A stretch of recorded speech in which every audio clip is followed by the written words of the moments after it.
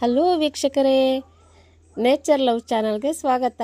ನೀವಿನ್ನೂ ನನ್ನ ಚಾನಲ್ಗೆ ಸಬ್ಸ್ಕ್ರೈಬ್ ಆಗಿಲ್ಲ ಅಂತ ಇದ್ದರೆ ಪಕ್ಕದಲ್ಲಿರೋ ಬೆಲ್ ಐಕನ್ನ ಪ್ರೆಸ್ ಮಾಡಿ ಸಬ್ಸ್ಕ್ರೈಬ್ ಆಗಿ. ನಾನಿವತ್ತು ತೆಳುವಾದ ಗರಿಗರಿಯಾದ ಕೋಸಿನ ದೋಸೆ ಹೇಗೆ ಮಾಡೋದು ಅಂತ ತೋರಿಸ್ಕೊಡ್ತೀನಿ.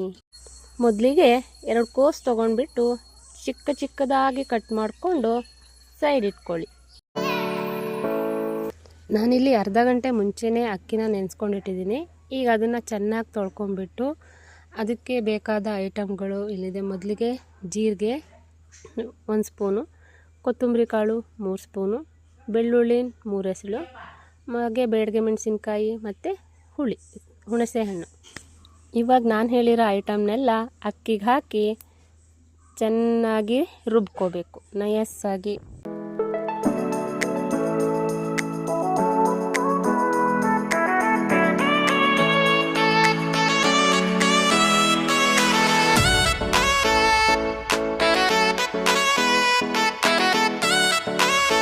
ನೋಡಿ, ಈ ಥರ ಬರಬೇಕು. ಇದೇನಾದರೂ ಸ್ವಲ್ಪ ಗಟ್ಟಿ ಅನಿಸಿದರೆ ಅದಕ್ಕೆ ಸ್ವಲ್ಪ ನೀರನ್ನು ಮಿಕ್ಸ್ ಮಾಡ್ಕೊಳ್ಳಿ. ನೀರು ದೋಸೆ ಹಿಟ್ಟಿನ ಹದಕ್ಕಿದ್ರೆ ಸಾಕು. ಇದಕ್ಕೆ ಸ್ವಲ್ಪ ರುಚಿಗೆ ತಕ್ಕಷ್ಟು ಉಪ್ಪು ಹಾಕಿ ಚೆನ್ನಾಗಿ ಮಿಕ್ಸ್ ಮಾಡಿ.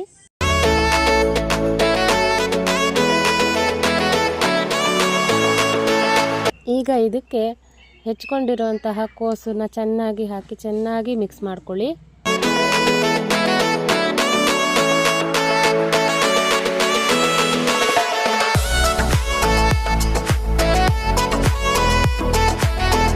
ನಾನಿಲ್ಲಿ 3 ಲೋಟ ಅಕ್ಕಿ ಹಾಕಿರೋದ್ರಿಂದ ಸ್ವಲ್ಪ ಕೋಸು ಉಳಿದಿದೆ, ಅದನ್ನು ಹಾಗೆ ಸೈಡಿಗೆ ಇಟ್ಟಿದ್ದೀನಿ.